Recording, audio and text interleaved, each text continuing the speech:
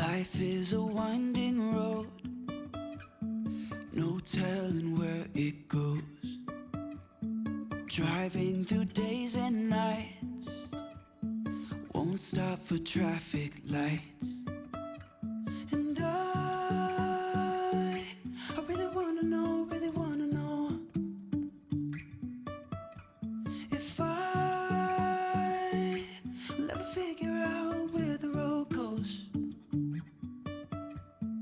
Even if I'm falling down, I will keep on searching for my highs. You can say I lost my mind, I will keep on holding my head high. Even if the sky is falling down.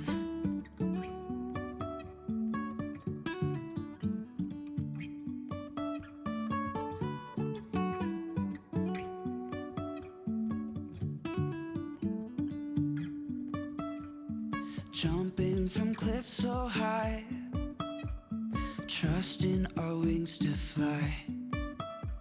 Sometimes we're crashing down, but we get up and start from the ground. And I really wanna know, if I'll ever figure out where the road goes. Even if I'm falling down, I will keep on searching for my highs.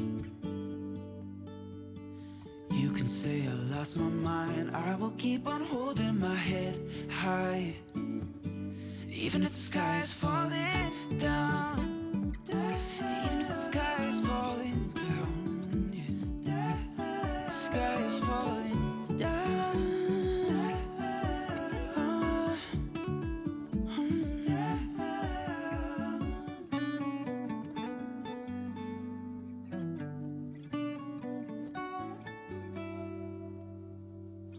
Even if the sky is falling down, even if the sky is falling down, yeah. The sky is falling down.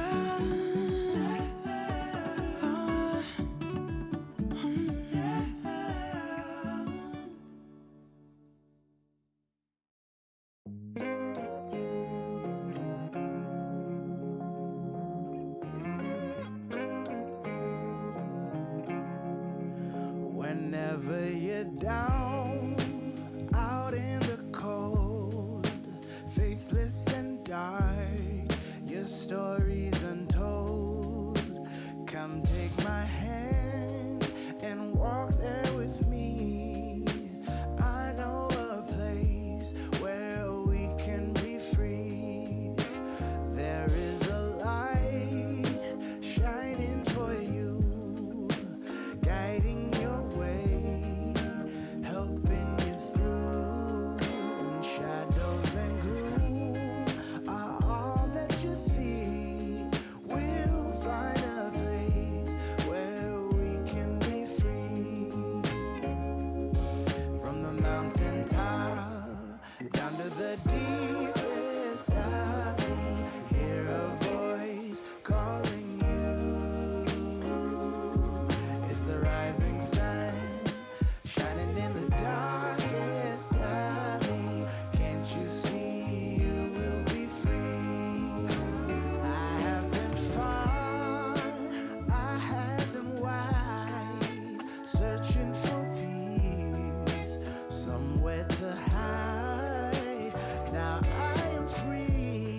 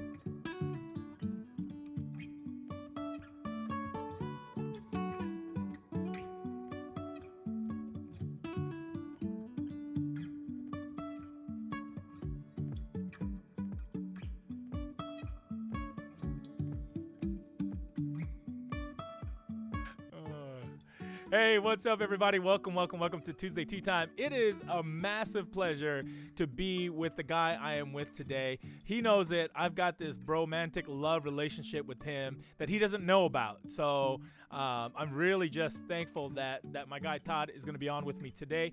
But before we talk about Todd, I want to thank you for coming on. And if you're catching this for the very first time, hey, feel free to subscribe. And if you're just catching this on the record or the repeat, again, feel free to subscribe, follow, hit that like button, tell somebody from the mountaintop about it, because we're constantly trying to put out meaningful and good content so that it brings some goodness into this world. So today, I have the wonderful pleasure of being with the one and the only Senor Pastor Dr. Todd Leonard. Todd and I have been friends for quite a few years. When he came first into the LA Metro region here in Southern California Conference, I heard him speak, and he was one of these individuals who, when you hear him talking, it's so smooth. But what he says is so sharp and so right on that you're kind of like, dang, like this guy's good. Ever since then, I've watched him doing ministry here, and one of his greatest strengths is not just that he's this huge community advocate, not just his great preaching skills or his administrative ability, but he always wrestles to be authentic, to be transparent. Whether he's feeling like, hey, what's up, everybody, or whether he's feeling like, this is a tough day, and I'm in the midst of complex thought. Like, if you catch individuals like me, man, we're like superficial, we're worthless. We're always like, hey, what's going on? Yeah, we're all right. Right? And Todd isn't that, and because he isn't that, he's really authentic, and it's beautiful. It's contagious. And I'm really excited that he's on today. So we've got this. We're going to be talking about mental health. If you didn't see that from the title or you know about that, we're really going to dive in today. We're going to let him spend some time sharing his story. And what I'm praying for you today is this, that as you're listening, that it really catches you and it allows you to process your own mental health and or the ones around you that you love. Maybe someone at your faith community or just around you. And I'm praying that we're able to really just bring awareness to this. Why are we doing this? Well, because mental health is absolutely important. But we're also doing it in preparation for our Thrive Week of Prayer event that's coming up May 16th to the 23rd. And we're going to make sure that you get to have an opportunity to jump on with us and enjoy it. So it's going to be May 16th to the 22nd, and then on the 23rd, we're going to have a training for anybody who wants to get trained on how to support and become an ally for mental health. If you want more information on Thrive.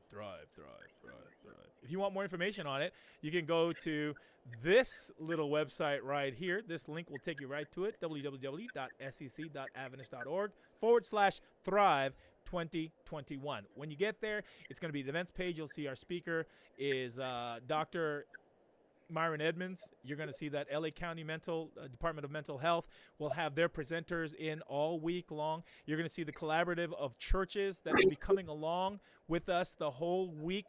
I think we've got like somewhere between 24 and 30 churches who we're collaborating with. That's phenomenal. All the way across our conference. And I want you to come along. So mark it down. Bring your friends. We're going to have a Zoom room for the youth. We're going to do stuff for young adults. We're going to do stuff for the whole family. All right? That is in May. I'm going to keep pushing that. I want you to remember it. Write it down. Tell somebody about it because we're going to do that thing. But today, we're going to be hanging out with Senor Todd Leonard.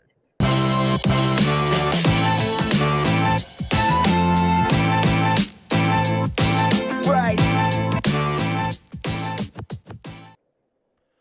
What's up, Todd? What's up, Icky? Don't try to act all glittery and wholesome. How you doing, It's your buddy? superficial bud. I'm all happy, cheerful, always on the game. I'm glad you're that way as we're going to talk about today's topic.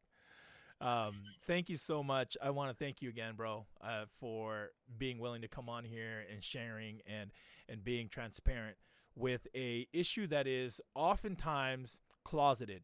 And I feel like many of us are feel shameful or feel guilty or feel like we've got less faith because we're dealing with something or we're struggling through something. And so for you to come out and share, I think is just right on, right on. Yeah. Happy We're to gonna be start here, here, sir. bro. What are you All right, drinking? dude, I'm drinking what I drink every day of my life. Diet Dr. Pepper. It's it's the magic elixir that makes me the complex person that I am. Why Diet Dr Pepper? You're the first, by the Because way, who's come on here and been like, hey, yeah, Diet Dr Pepper's my dude. yeah, I've seen your people. They come on with all these fruit. Everyone's trying to perform, and I'm not going to do it. I go to 7-Eleven. Show us the big gulp. Show us the Yeah, big gulp. nobody ever goes to 7-Eleven. No, everybody's always going to some local, some organic, ethically sourced place to get their stuff. I go to 7-Eleven. I got a Diet Dr. Pepper. And the reason why I got Get a Diet big Dr. plastic Pepper, cup. that's right. Because if you're gonna stop in, why would you use the little cup? Why would you not fill up the bucket? So I drink Diet Dr. Pepper because I'm trying to not drink regular Dr. Pepper. So Right I know you on, can't man. tell from this angle, but I'm not the healthiest guy in the world. So anyway, Oh man. Well, thank you for coming on, ladies and gentlemen. If you're joining us, or if you're just joining us, or maybe you're just joining us right now, we are hanging out with Pastor Todd Leonard, pastor of the Glendale City Church, and we are going to talk about mental health. We're going to get real about it, and we're really just going to dive in here. Thanks, Todd, again for jumping in here with us, buddy. How are you feeling, prepped up and ready to go for today's time together? I'm not ready at all. I'm a total disaster of crashing thoughts in my head. So I'll do my best, but I'm I can always I'm never too far from the fact that I got my mental health challenges that I constantly face, and so uh, I can always talk about that. That's not too far separate from who I am. So yeah, no, I'm still good to talk, even if I'm not centered and focused like I should be. All good, man. All good. Yeah, let's dive in a little bit. Todd, can you share a little bit about your personal and family journey with us, Yeah, just so we can get a grew little bit up. to know Todd, the Todd? Yeah, I just grew up in a Adventist Christian home. Two parents, one sister, and really stable experience. I'm born and bred, educated Adventist from grade one to master's degree, and um, moved around the country a little bit. Consider Atlanta, Georgia, home base. Although California, I've been here 10 years now, and California is feeling more and more like home. But spent most of my life still in the Atlanta area between growing up and then many Is that where years you grew up as a married child? within that area. Once junior high school, I finished growing up there. So it was mostly upstate New York, rural New York, until I was 10 years old, and then moved a couple places briefly out west, and then finished growing up in Atlanta. And yeah, and then Was your went to. family, were your parents in the Adventist system? Were they employees of the church? My mom was a secretary in the conference office there, Georgia Cumberland conference office, and so she worked there. My dad was ran his own home healthcare business, and but they both were devoted to the church, and I grew up. Church was very important to us and centered to our identity, and the Adventist identity is huge, and we all we all had it, and so I've yeah, they instilled that in me well, and I had a great upbringing, and growing up in Adventist has been a great thing for me, and I'm I can't do anything but thank my parents for the life they've given me. Bro, Why in the world did you decide to go into ministry? I got tricked. I got tricked into doing it. I had a, and I say, and as the Holy Spirit who tricked me, I think, and it's because the Holy Spirit gave me a real powerful experience my junior year in high school, Oh. where I just really felt like God was with me and speaking through me and Mm. um, touching people's lives through me, and I felt like, wow, this could. I want to do this all the time, and I Mm. want to just have this powerful experience of God working through me so I could bless other people's lives. And so I got tricked into thinking that if I went into ministry, that would happen all the time. And Right.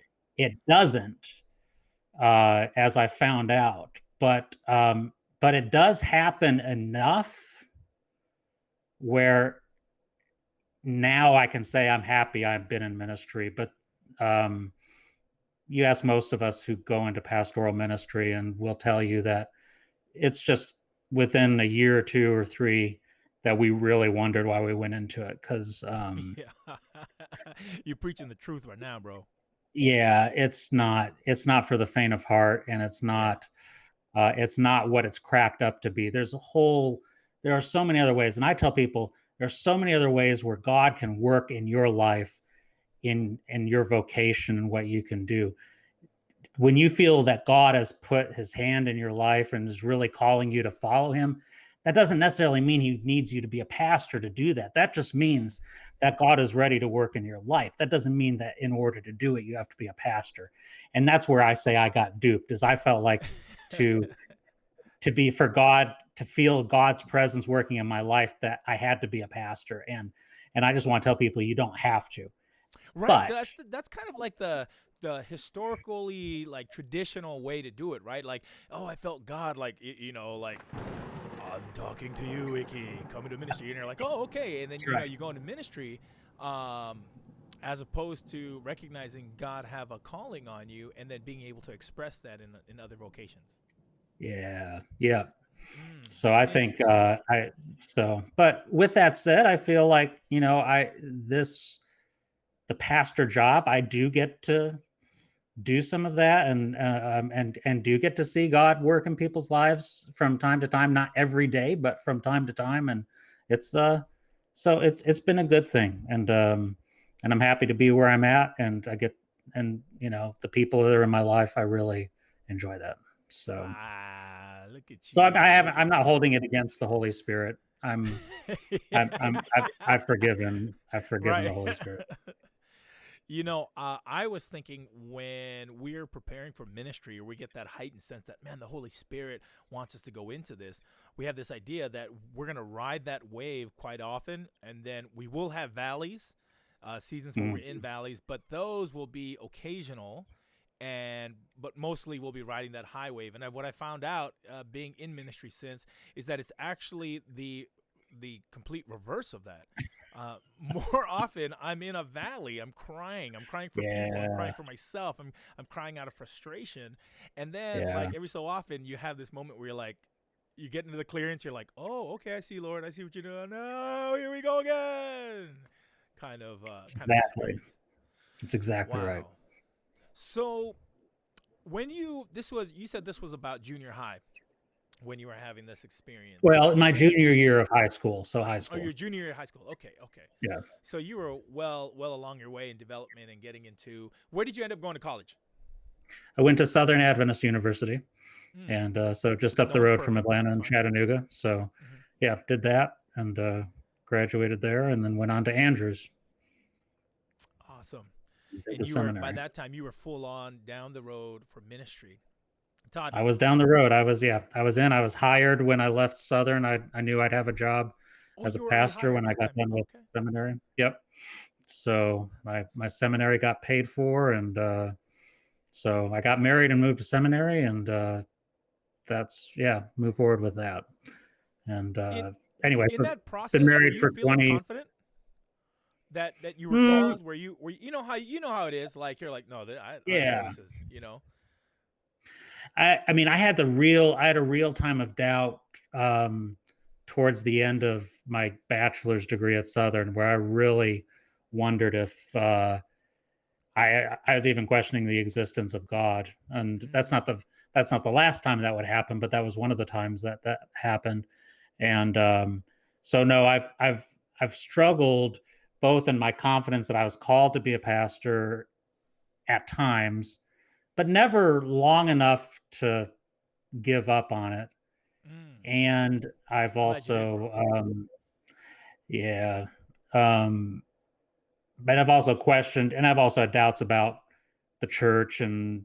and where, you know, where my pastoral calling should play out through, and things like that. So, I mean, I've had lots of questions, Mm.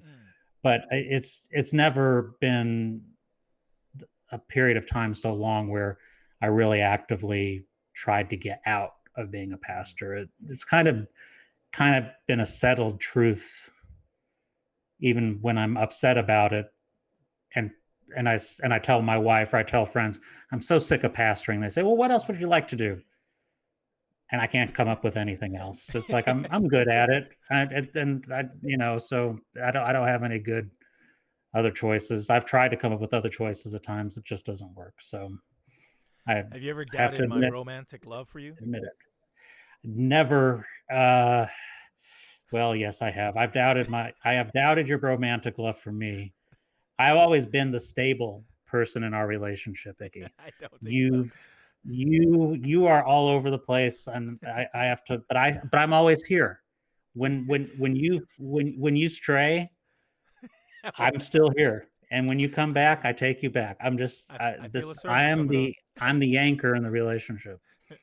You know what I feel like how it works out in our relationship is you'll usually text me and then you'll be like, "Hey, yeah, we should definitely go out to eat." And I'll be like, "Yeah." And this is pre-COVID, and I'll be like, "Yeah, let's definitely do it." And then like 4 years later, I get another text from you. It's like, "Hey, so you remember we should probably go out to eat?" And I'm like, "Yep, still waiting." And then it's like that, but it's okay. It's okay. I'm patient. I wait. I'm here. No one's judging you. There's no judgment here, We man. see, and I would argue that point with you, but I don't think people want to hear us go on like that. So I will let you have that point, but Okay, I yeah, that's I neither here nor disagree. there for today, is it? As you were growing up, you said that you began to realize this call to ministry junior year in high school. But at what age were you aware of mental health and the struggle of mental health? I I don't think I realized I struggled with mental illness Mm. until my early 30s. But once I did, I realized that I had been struggling with it since my teenage years. Yeah, that's true. Lawrence Dorsey, we also have a we should do lunch sometime relationship. I'm glad you feel convicted by that because I wasn't sure if Lawrence was talking to me either. You all owe me lunches, man. We sometime, Lawrence, sometime. Yeah. Um, promise. Um, I feel you my out. ment I know where that's going. uh, I'm I it was in my early 30s when there was like a stretch of things happening in my life where first time as a pastor the number of people died that I was close to. And I know I'm not supposed to say this, but sometimes people die in your church and you weren't that close to them. It doesn't affect you that close personally. But then there are people you get closer to and or who have been, more affectionate to you and supportive to you. And like six people in a course of 8 or 9 months died that mattered to me and as friends. And that kind of took me over the edge of where I had nothing left in the tank, and I had no zest for life anymore, and the things that I liked to do, I didn't like to do anymore. I was so exhausted and tired. Um, just wanted to stay in bed all day, and that's when I realized this is something more serious than Mm. just going through a rough patch or struggling with my ministry or something. This was something where I was, weeks and weeks had gone by and still struggling. And I realized later on, looking back, that I had periods like that before, Mm. but I hadn't identified them as mental illness. I thought that maybe I was struggling spiritually, or Right. I was being weak, or something like that. It wasn't that. I didn't realize that I was prone to Mm. depression. And You um, hadn't yeah, had identified the language yet for that right. experience, right? Uh, Very good. So yeah, How so did you get to the that point where you go ahead. you began to identify it? I knew I had to go see a therapist, and so I went to a therapist, and he said, just after really one or two conversations with me, he said, "You've you're depressed," and he says, "And you need medicine." He says, Mm. "Therapy, yeah, let's do therapy, but you also need medication." So that was for the first time where I realized, where it was put together for me, that um, it's actually, there is a biological chemical function to this. It's a sickness like anything else Mhm. that happens in our body. Brain is an organ like the heart, like the lungs, like the liver. It gets sick like anything else, and it's not a problem with your faith. It's not a problem with not being on top of your game, or praying enough or anything like that. It's your brain, from any number of factors: too much stress, poor health, genetic predispositions, any of it, all those things. You can your mind just generally responds to stress that way, and so Was that it a relief, Todd, when you ultimately, it got that really was, diagnosis? because when I felt like I couldn't do it by myself, and all I wanted was to die, I didn't I didn't try to commit suicide, or I didn't scheme on how to commit suicide, but I wanted to die. And because I knew I couldn't get out of the pit myself. Mm. And so for somebody to say, yeah, you don't get out of this pit by yourself. You get out with the help of others and with the help of medicine. And it's like, okay, that's like huge. And then Mm. once he prescribed the medicine and I started taking the medicine, and this doesn't happen for everybody, so I don't want to give false promises, because it may take 2 or 3 different attempts with different medication before one clicks with your brain chemistry. But for me, they picked the right one the first time, and the renewed hope in life, and that life was worth living, Mm. just from a little pill once a day. Mm. And this isn't a strong medication. This is a pretty basic entry level medication. Just that little medication to just get the chemicals and the back in more balance, and get the synapses firing the way they're supposed to in the brain, and you can take life on again. It doesn't mean that the problems go away and that there's not difficulties in life, but it just, your brain has the power to work with them again, and to handle what's coming, and to deal with the stress in the way that it's supposed to operate. But it wasn't operating that way because it was sick. And then when you get the medicine to make it not sick, then you can handle things again. And Mm.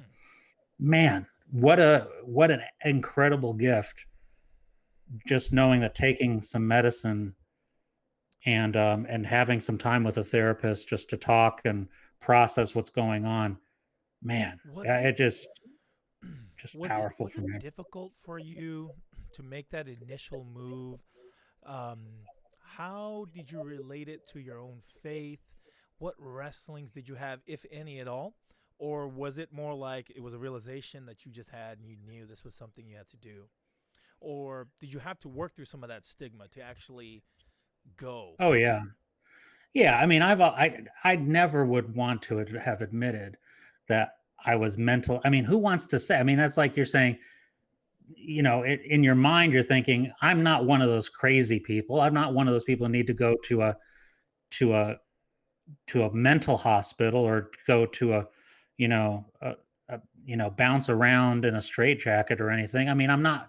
That's what you think of when you think of mentally ill, is you think of uh, those crazy people, and and and frankly, you come to learn when you recognize your own mental illness, your empathy for other people with more severe forms of mental illness who actually do need the care of a professional facility. It's like you actually, because you've gone through some of that yourself, you really understand. But yeah, I tried everything not to have to admit. I think it's like anybody, you don't the you go through every other option of trying to figure out how to get through a problem by yourself so you don't have to admit you need help from anybody else.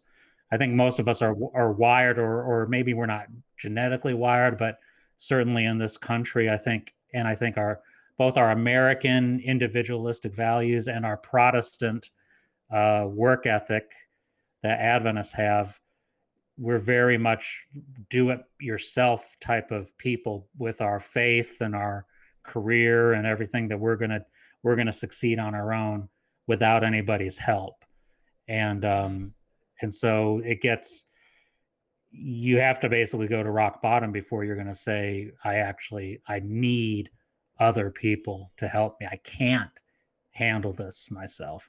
So yeah, my faith, I had to give up on praying better or having a break, that there was going to be some magical mystical breakthrough with God to help me overcome it. And finally, and then still being reluctant to ask for help, but finally saying, what is that? That's that line from Shawshank Redemption: either get busy living or get busy dying. And it's right. kind of like that place for me where it's like, all right, I got to see if I can come back to life. I'll even do this. And that's when I went to the shrink. During that time, Todd, where were you? Where were you pastoring at? Were you here in Southern California already? Were you still in Florida? I was a pastor in Atlanta. In Atlanta. So I And was how did the pastoring a church church I respond started. to this, to your experience? You know, I don't know how much they knew, because this was certainly something where now I'm comfortable talking about it openly. I certainly wasn't comfortable talking about it then, and so that was something I kept very close to the chest. Um, but there's no doubt that the church could see that I wasn't on my game, and I wasn't. I mean, I'm a generally, even though I'm willing to admit when I'm having off days and stuff like that. I think when most people interact with me in the church setting, they find me to be pretty upbeat and optimistic, and I couldn't even fake that during that time. And it was, yeah. So people would talk about with me that they wonder which Todd would show up at church. Was it light Todd or dark Todd? And that wasn't about Yeah, whether I'd been to the tanning bed or not, right. but was I gonna give them a message of hope, or was I gonna take them to some deep existential crisis place where the whole world is falling apart? Because that's kind of where I was the whole world was falling apart. And so I think I probably, my depression may have been a bit contagious to other people in the church. But yeah, Mm, I hated it for my members that they were stuck with this guy who didn't didn't want to live anymore. It was, mm. and that adds a whole other level to it, is the guilt knowing you're not doing your job. You just, and when you're depressed and you don't feel like doing anything, can't do anything, you feel lonely, you feel exhausted, but then you feel guilty that you're Mm. not being the dad that you're supposed to be to your kids, the husband to your wife, the pastor to your church. It all piles on, and it It seems totally like this weighs you down. perpetual cycle of just spiral. Yeah, Wow, man. yeah, big time. That's Yeah. that's a lot. Is there a particular Bible character that you kind of relate to? Is there like, have you, as you're reading through the Mm. text, ever said, man, like I really feel like this guy connects with me, or like I connect with with this particular story? It doesn't necessarily quite fit with the conversation we're having, but I've always kind of resonated with Thomas, Mm, um, because Thomas, I think, struggled harder to grasp who Jesus was and that Jesus was real. I think he had been burned and scarred and wounded in his life that made him less willing to trust. But I think he was also quite intelligent, and he wasn't going to be duped by just the latest, uh, the whatever the latest trend was. He was going to figure it out, and I feel like I'm a combination of. Um, I've been burned by bad religion and false promises in religion.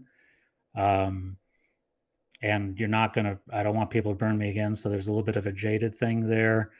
Um, but there's also that, uh, there's a woundedness there that at the same time you don't want to get burned. There is this deep longing mm, for the real thing, for a genuine uh, connection with the Spirit of God, however that manifests in our lives with other people or in nature or mm. even within our own minds. Sometimes there, I feel like Thomas was looking for something beyond what maybe the average person was going to be comfortable with. He wasn't superficial. He really, and that's and I think that's somebody who, if you talk, when I've talked to other people who struggle with depression, um, there seems to be some resonance with that thing as well. As Interesting. um, you don't understand,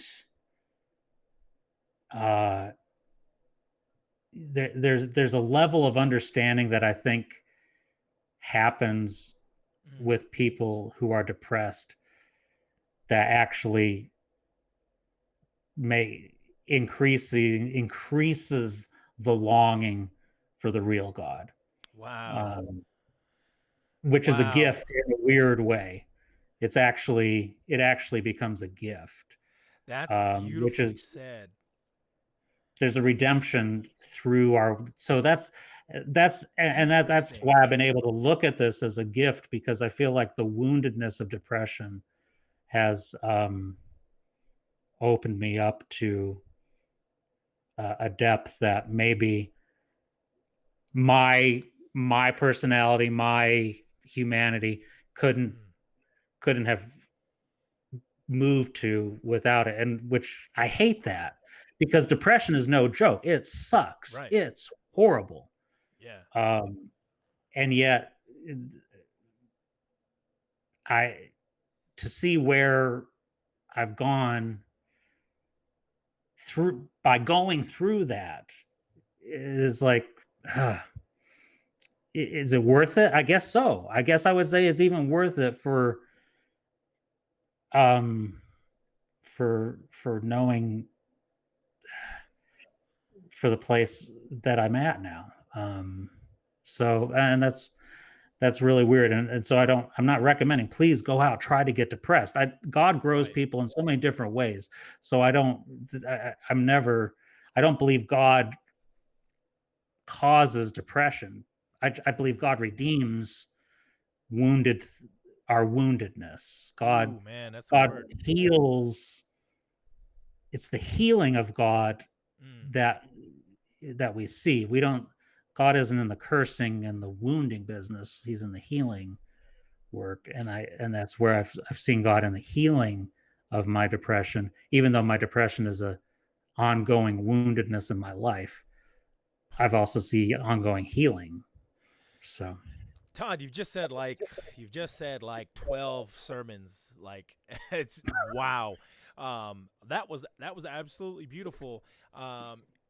I've never heard it quite that way. I've never heard put that way, and it's really kind of inspiring, I suppose, to hear that because of where you are, it causes a even deeper desire to experience the tangible God. Mhm. That's fantastic, man. Wow. And of course we know you're not suggesting any of us should be depressed, or try to get into situational depression, but to see No. that even in those dark spaces, there's this glimmer of beauty in the Yeah. ash, man. Yeah. Yeah. Wow, I like that, bro. Hey, everybody, I'm hanging out with Todd Leonard, and he's breaking it down, being just real. He's sharing his story and his journey through mental illness. We're gonna continue talking about this, but we're gonna just pivot for a quick moment and talk about our 3-2-1 segment. I've asked Todd to kind of share tangible tips on 3 areas in his life that would be helpful to you. So if you're watching along and you're like, hey, listen, I was thinking about this, or this is that moment for you to like key in, pull out your Apple Pencil or a real pencil, which still exists today, and jot down some notes on your iPad or the pad for your very primitive pencil, and get ready to write down some notes. Hey, Todd, 3 areas. Number 1, can you give us 3 tips on how to get connected to the community? So tip number 1 is just volunteer with a local organization.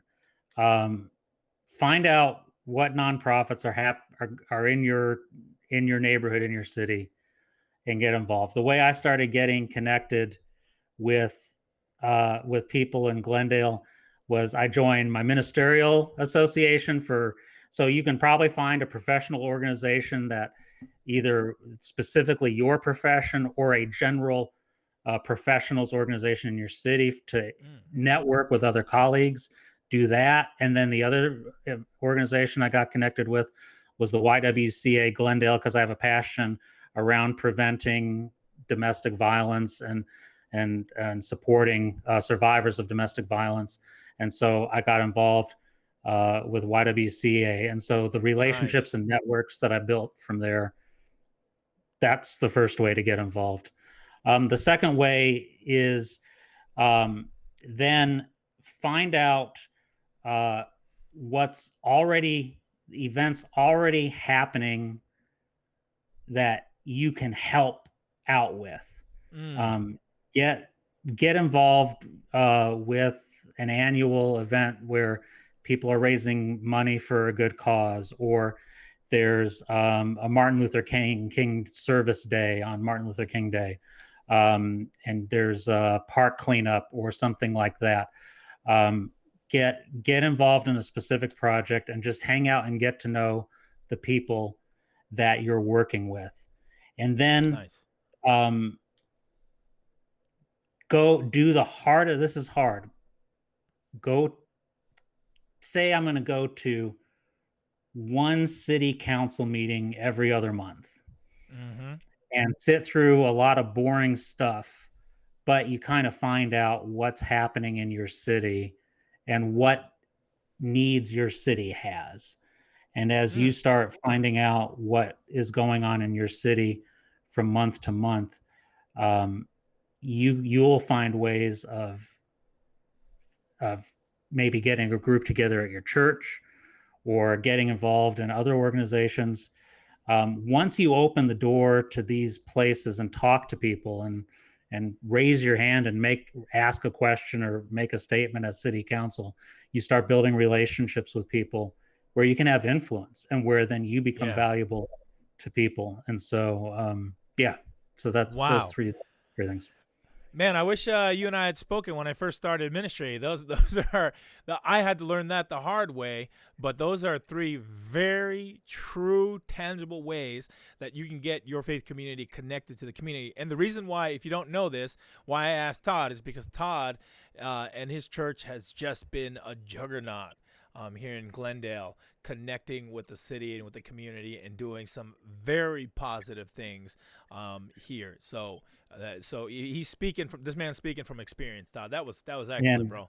Thank you. you, sir, are through through the mistakes that you and I both make, you also are someone who people can really turn to when they're looking for information on how to get engaged with the community, because you're one of those guys too. And your church, Master of mistakes when right you were here, a bro. pastor, before you Oh, ditched being a pastor for this celebrity tea time guy, you you cut me used to deep, be bro. engaged in you were, and you still, I still see you sneaking out once in a while to be engaged in your community. You're pretty, yeah, that's kind of core to who you are too. So shout out to you on that. Oh man, I like the way that you punch me in my gut and then you complimented me. That's fantastic. That's how I Hey, love. if you're watching along right now, drop in our comments. What are ways that you're getting in connected with your community? What are some things that you're doing that's meaningful? And if you haven't already, write those 3 down. But we'd like to know, what are you doing in the community to get connected? Todd, you shared 1, get involved, volunteer. You said Oh, yeah, 2. volunteer You, with you said partner. 3, you said show up to city city council. council meetings, and those things are boring. They are But show horrible. up; it'll make a difference. It will make a difference. Okay, Matthew, celebrity tea time guys. Come on. This, you know what, Todd? This is the last time you get to come on here with me. You were only going to have me once, so I'm getting everything out in the open right now. Oh man! All right, we're gonna move on to 2 tips here. 2 tips. Can you give us 2 tips on how to rebalance or recalibrate when you're getting to the place of being overwhelmed? You know that area, and you can feel it. It's like getting closer to the Niagara Fall. You feel that pull, and it's getting stronger. What are 2 things that people can do to help rebalance, reshift, and recalibrate during those moments, Todd? What have you done? Well, people I know recalibrate different ways. So I mean, I know this, but this works for my personality, and one of them is, pastors don't get Sabbath because we work oftentimes most of the day on Mm-hmm. Saturday, and so often my Sabbath is on Sunday, where I get my real rest, and so sometimes when I'm really in a but pickle. Thank you. Because honestly, I don't always take a Sabbath period because there's so much Right. to do. So so really focusing on making Sunday a Sabbath, or even if it means using a day of vacation and taking off a day during the week. I'm telling you, California is such a gift.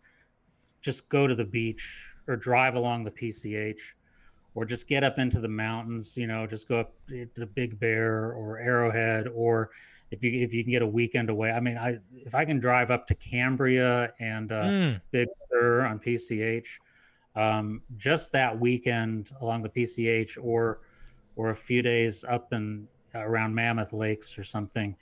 That's one. That's just nature.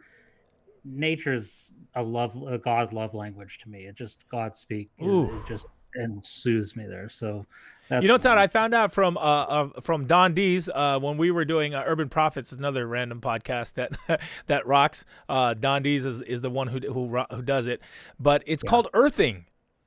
That's the name for it. It's so when like take your shoes off and walk through the sand or feel the grass, or breathe deep, and it actually has quite a lot of really good properties that helps us rebalance. So I'm really glad you brought that up, because it works. I do that all the time when I get an opportunity to. I just I shift into there, and because it really helps me recalibrate as well. Yeah. And then the other thing for me is, as somebody who struggles with my physical health, I'm overweight, and I get to a place where I just realize it's amazing what happens when I recalibrate my nutrition for a couple weeks.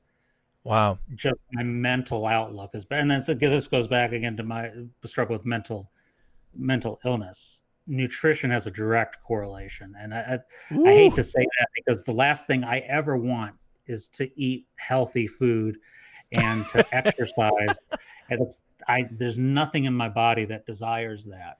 But it's amazing what happens when you recalibrate that just for a couple of weeks. there's so much more energy to be found. Amazingly, like you stop drinking caffeine, which you think you got to have caffeine to Right. survive the day. I hate to be one of those, sound like one of those legalistic Adventists that says don't drink caffeine, because I'm drinking caffeine right now because I'm not. That tub of diet But Dr. when Pepper. when I get rid of the tub for a couple weeks, which I'm actually I'm in the process of. It doesn't look like it, but I'm at that place right now in my life where I know it's time to cut that out again. Hopefully this time permanently, because the energy that I get a couple weeks after going off of junk is far superior to the energy I'm getting from the artificial junk. So. Oh, man, that is so good. It also has an effect on our bodies as well. As we change our nutrition, it changes our, not just our energy output in our mental balance, but it really helps our body's fatigue level, and Yep.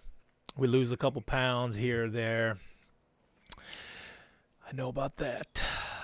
Yeah. Because as you may know, Todd, you may not know this because I'm a ton of years older than you. But the older you get, the less your body responds to exercise the way it used to. And Yes. so yeah, that's That's what I hear great.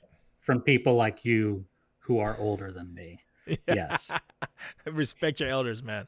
Respect your elders. Okay, great. Let's go one more. Let's go give us one tip on how to father a daughter. This was mine. I put out there, ladies and gentlemen, because I've got a budding and beautiful blossoming daughter who's 8 years old. She's 5'1", I think. She's like, almost as tall as my wife, and she's 8, and I already have no idea what's happening here. So give us a tip, bro. I have three daughters, and they're 21, 18, 21, 19, and next week will be 16. So I have no tips because they have completely humbled me that I do not know what I'm doing. The thing is, for me, even so, a teenage tip for loving your daughters is in the teenage years when they have figured out that you're an idiot, you don't know what you're doing, and they have no use for you anymore. Continue to be the sweet, corny, huggy dad, even when they're not wanting it. They're not gonna want it. I found out that around 19 or 20, Don't say it.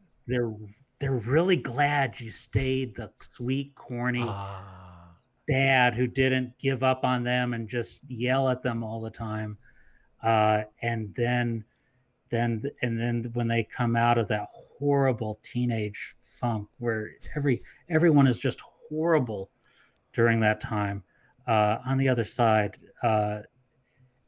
it was worth all the unreciprocated hugs and kisses and all the grace and kindness and patience that I didn't always have, but when I did, I'm glad I did, because they just needed somebody who didn't give up on them and didn't make them feel like they're horrible people. Even though I would just tell my wife all the time, our kids are horrible, they're awful. But I didn't tell them that. I didn't tell them that. I still told them they were awesome and wonderful, and turned out they are. I tell my children that every day. They just think I'm joking, but I'm serious, man. I'm like, no, I'm serious. You guys are horrible. And they're, oh, Dad, we love you. Like, one day you're going to realize just how serious I am about this.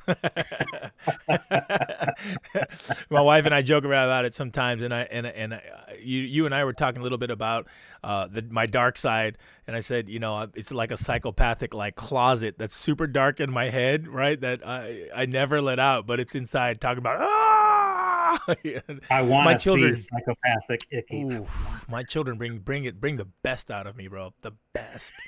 I'm thankful every day for the Lord and His blessings, because the children are a gift unto us. Praise Him. Praise him. Praise him. Okay, well that turned weird and awkward there right at the end. Those are your 3, 2, 1 tips. If you want to get connected to your community, you got to you start volunteering, look for partners, and show up to city council and council meetings. That you get the feeling and the gist of what's happening in your city and your community, and God is gonna grant vision for you on how to move forward and become a stronghold for light and goodness in your life. The 2 tips you can do for rebalancing when you're getting close to that being overwhelmed is, number 1, get out and enjoy God's nature. Breathe in that fresh air. Go for a hike. Go for a drive. Get to the beach. Go to the mountains. Get off of your devices. That's just too much. And number 2, as Todd was talking about, nutrition. If you've been feeling, and this is not even talking about, if you've got like deep depression or anxiety, if you've just been feeling funky, try changing up your nutrition. Try eating a salad. Try putting that Snickers. If you're talking to me, it's M&Ms. I'm M&Ms with peanuts all day long.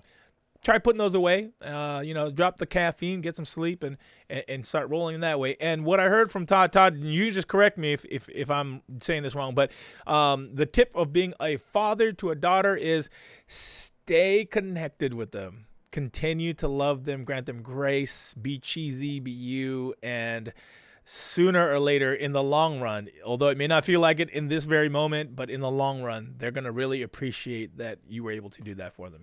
Was that correct, Todd? Yeah, and you can't take their being a jerk personally. It's just part of that they have to be to grow up. And it's a horrible thing. I love that. Thank you. There's a parent out there who needs to hear that in order to grow up, and so you can't take it personally. Yeah, it doesn't mean you're a horrible parent. Parents, if you're watching right now, you are not a bad parent if your child says something like, I hate you, or I wish I had other parents, or I want to go to that house instead of your house. You're not a bad parent. Exactly. That is part of the process. Exactly. Isn't it interesting, Todd, that we forgot that we were kids as well who probably said the same things? Exactly. Right? Yeah, I mean, this is, and that's what's so, social development people say, if your child doesn't do that, they're not going to mature. They've actually they've got to question you. They've got to think you're an idiot. So they become self-aware and self-sufficient. They have to go through that. And it sucks. It's not enjoyable at all, but they're actually doing what they need to do. And so you just got to try not to take it personally, because it's not about you at that moment. It's what they're going through, and they got so much stuff, hormones, everything going through them right now. Then it's just like, it's. Yeah. They don't know how to handle all this chemistry that's happening in their bodies. They're growing, they're stretching, they're emotional. I mean, so when they're going through this, they're gonna just pour out. They're gonna spill out. I know you feel like it, but don't punch them. Don't do it. Love them. Don't punch them, because 1, it's illegal, and you shouldn't do that because it's not right. Right. But 2, no. Yeah, but it's a primary. But 2 as well, because they're gonna really appreciate your sense of balance, even though, if we're honest, inside we're not very balanced in that moment. No. There's a lot of chaos happening inside. So you're a great parent. You're amazing. You are who you should be. And if you're feeling frustrated, angry, and feel like giving up every day, maybe 4 times a day, welcome to parenthood. That's normal. That's right. You're right. You're right in there, brothers and sisters. So keep her going. Keep her going. They'll sooner or later, what will happen is they will start making money, and then they can pay you back. So just if nothing else, just hang on for that moment, or till they have kids, spoil the children rotten, so that there's some payback there. That's right. I feel like that's the best route forward. My dad told us once, Todd, that he said like, I've got a great retirement plan, which is not true. We grew up here as undocumented immigrants. He's got no retirement plan. He makes no money. Once upon in the old world, my dad was a very well-known, very wealthy human being. But at this point, it's not that. And well, Dad, what are you talking about? He's like, well, I've got 4 retirement plans. It's very good. You kids will be paying me back for the life I sacrificed for your behinds. So there's payback coming, everybody. Just hang in there. Yeah, absolutely.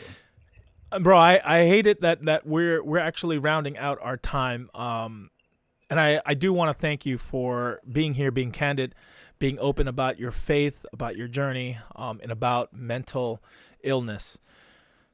I've got a couple more questions because we just have a little bit more time. We won't play our game, Love One, Leave One today. But I do want to ask you what, for you, are some of your biggest hurdles, challenges, or obstacles as you're dealing with mental issues, mental health, and mental health issues?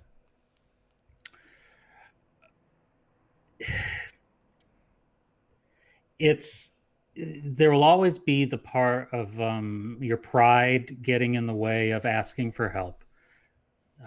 You always it's constantly saying it's okay.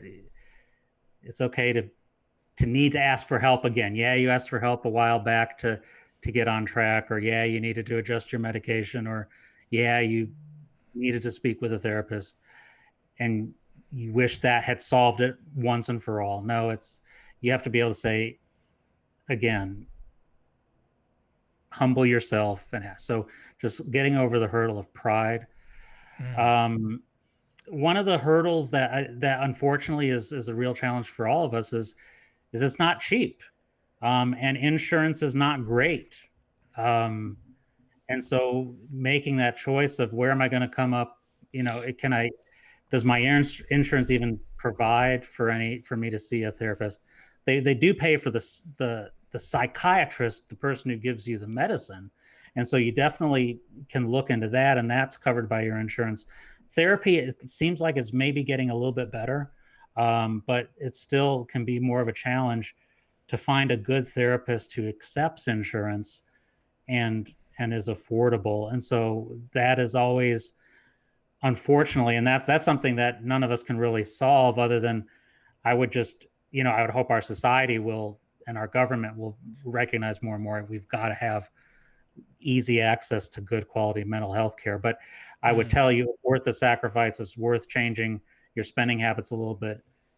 Get the therapy, spend time with a good therapist. It really does help. But so the financial hurdle is real, and it continues to be a challenge. Mm, Um, mm, very good.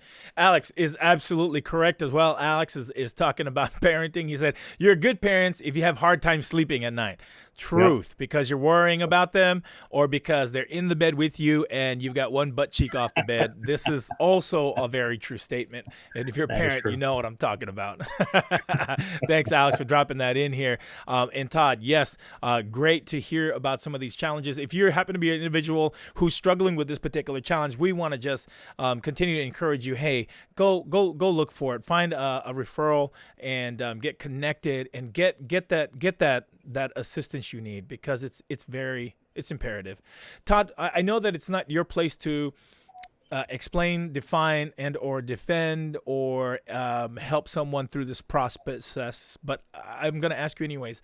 How do we respond to individuals who might feel like, hey, if you're using medicine, or if you're, this stuff kind of here, it somehow negates your faith. It somehow is mitigating your prayer life. How do we how do you help someone process through that kind of I thinking? would say, yeah, I would say, do you think the person who is having a heart attack should have prayed instead of having open heart surgery?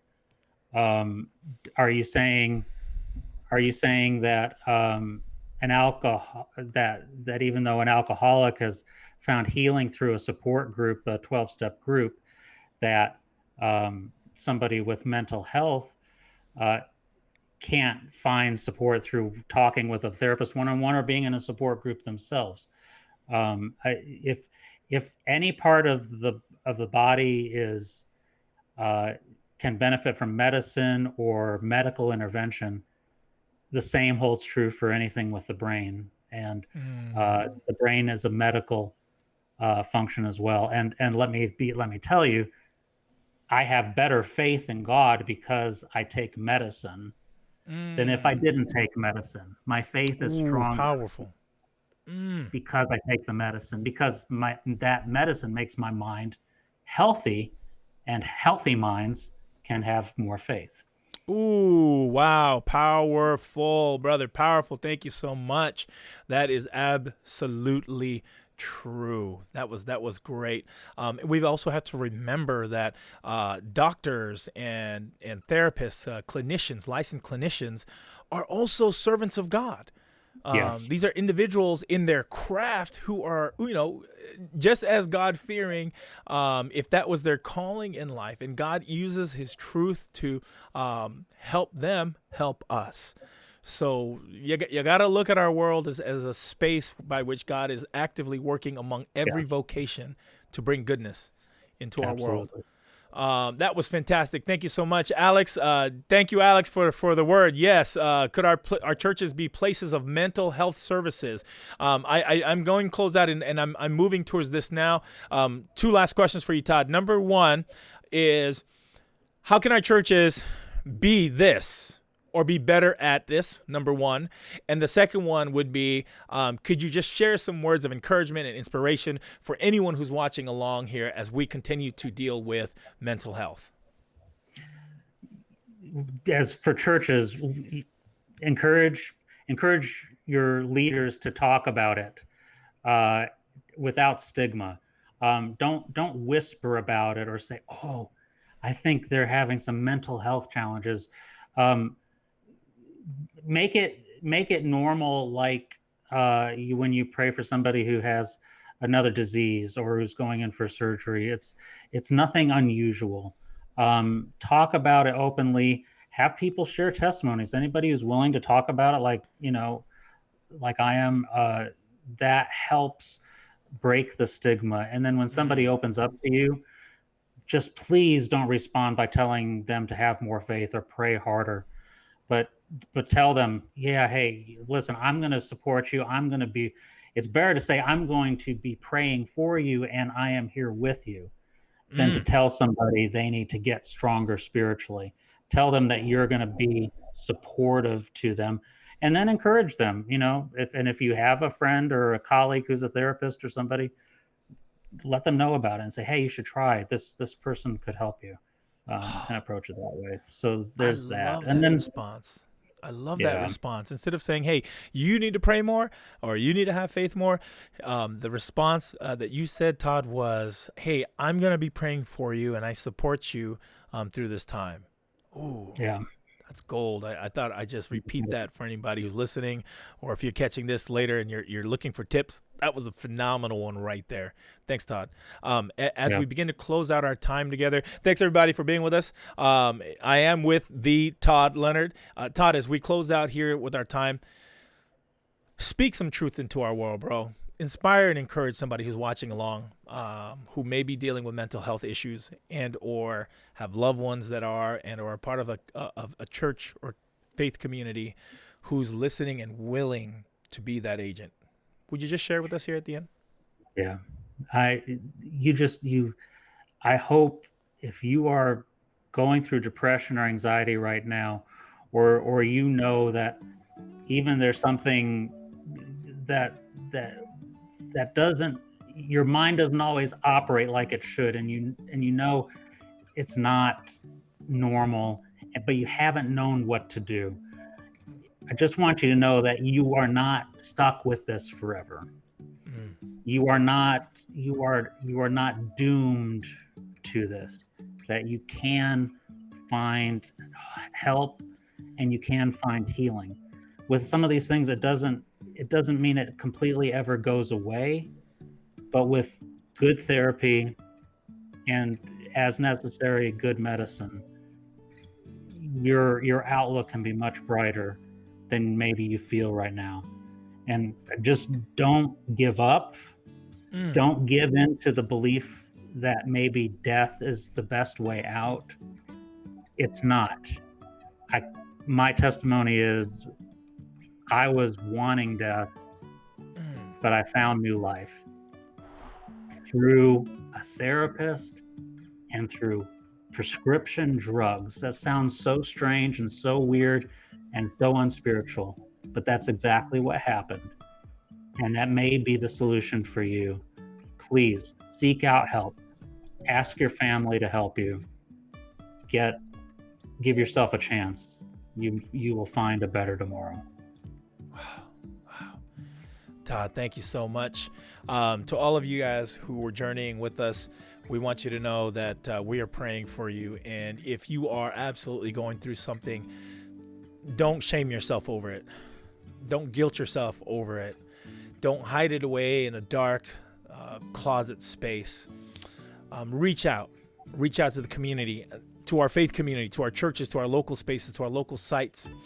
If you know someone in your church who may be struggling through something, maybe it's anxiety, maybe it's situational depression, maybe it's PTSD, whatever it may be, we ask that you would begin to support, let them share their story, speak life into them, come around these individuals, and let's begin to build together. We can absolutely be a place where mental health, we service by being allies to these individuals. We know that statistics show 1 in every 4 to 5 people, including kids, are struggling through something, especially during these times. Todd, thank you so much, man. You've been magnificent. You've been special. And I pray that your testimony and your life continues to speak Jesus and healing into the world around, even as you are struggling with healing in your own journey and in your own space, my brother. To our peoples out there, thank you for tuning in to Tuesday Tea Time. We're going to catch up next week. Jump back on. We are leading towards the May 16th to May 23 Thrive Week of Prayer. Write it down. Put it into your calendar. Check out the events page, sec.adventist.org/Thrive 2021. And we're going to do this together. I'll see you next week. Until then, stay healthy. Stay safe, my friends. God bless you. And happy Tuesday. Thanks, Todd. Thanks.